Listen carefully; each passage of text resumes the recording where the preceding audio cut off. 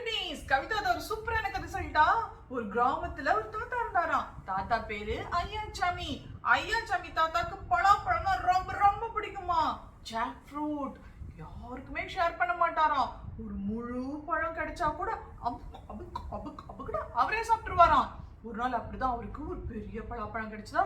யாரும் பார்க்காம நைஸா அதை எடுத்துட்டு போய் ஒரு மரத்தடியில உட்காந்து அப்படியே பலாப்பழத்தை உரிச்சு ஒவ்வொரு சுளையா எடுத்து அபுக்கு சாப்பிட்டாராம். ஒரு பழத்தை எடுத்து வாயில போடுவாராம், சாப்பிட்டு அப்படின்னு கொட்டை துப்பிடுவாராம். இன்னொரு பழத்தை எடுப்பாராம், சாப்பிட்டு கொட்டை துப்பிடுவாராம். இப்படியே படக்குன்னு சாப்பிட்டுட்டு இருந்தாரா. ஒரே ஒரு பலாப்பழத்துல இருந்த கொட்டை மட்டும் தாத்தா மென்னுட்டு இருக்கும் போது அப்படியே தாத்தாவோட வயிற்றுக்குள்ளார போயிருச்சான். அப்புறம் தாத்தா என்னடா அது பலாக்கொட்டை முழுங்கிட்டமே என்ன ஆகும் அப்படின்னு பயந்துட்டே இருந்தாரா. மறந்தா அப்படியே தூங்கிட்டாரு. அடுத்த நாள் காலையில பார்த்தா தாத்தா வயிற்றுக்குள்ள இருந்துச்சுல பலாக்கொட்டை, அதுல இருந்து அப்படியே ஒரு பலா செடி முளைச்சிருச்சு. நிஜமாதான் அப்படியே கொஞ்சம் கொஞ்சமா வளர்ந்து வந்துச்சா. அப்புறம் பார்த்தா ஒரு மாசம் கழிச்சு தாத்தாவோட கழுத்துக்கிட்ட வந்துருச்சு. என்னடா அது ஏதோ உறுத்துதே அப்படின்னு நினைச்சிட்டு இருந்தாரு பாருங்க. அப்புறம் ஒரு 2 நாள் கழிச்சு பார்த்தா தாத்தாவோட காது வழியா போய் அப்படின்னு பலா இலை வெளியே வருதான். என்னடா அது அப்படின்னு தாத்தா யோசிச்சுட்டே இருந்தாரா. கொஞ்ச நாள் கழிச்சு பார்த்தா அப்படியே காது வழியா அந்த பலா மரம் வளர ஆரம்பிச்சிருச்சான். தாத்தாக்கு ரொம்ப பயமாயிருச்சு. பரவாயில்ல பலாமரம் தானே அப்படின்னு சொல்லிட்டு சமாதானப்படுத்திட்டாரு. கொஞ்ச நாள் ஆக காது வழியா பலாமரம் அப்படியே வளர்ந்து ரொம்ப பெருசா ஆயிடுச்சான். அப்புறம் என்னாச்சு தெரியுமா, அந்த பலாமரத்துல நிறைய பலாப்பழம் காய்க்க ஆரம்பிச்சிருச்சு.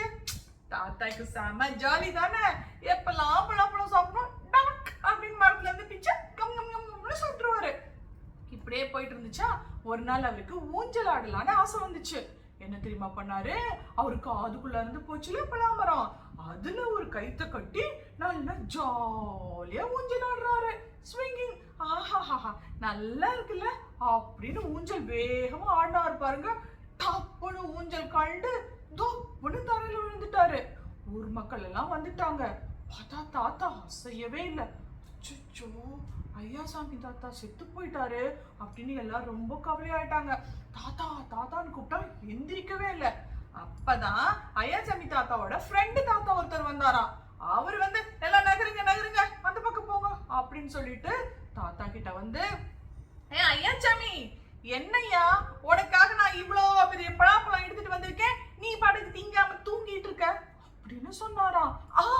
பலாப்பழமா வந்துட்டேன் அப்படின்னு ஐயாசாமி தாத்தா டபக்குன்னு எந்திரிச்சு உட்காந்துட்டாராம்.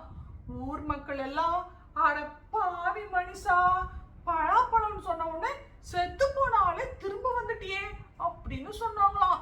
ஐயாசாமி தாத்தா எந்திரிச்சு, யோ எங்கயா பலாப்பழம்னு சொன்ன காணோம், எடுத்துட்டு வாயா அப்படின்னு சொன்னாராம்.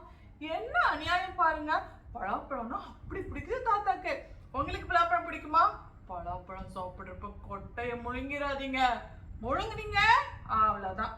ஐயாசாமி தாத்தா மாதிரி வயிற்றுக்குள்ள இருந்து மரம் முளைச்சு அப்புறம் மூக்கு வழியா வெளியே வந்து வளர்ந்துரும், காது வழியா வெளியே வந்து வந்துடும். கேர்ஃபுல்லா இருங்க, புரிஞ்சுதா?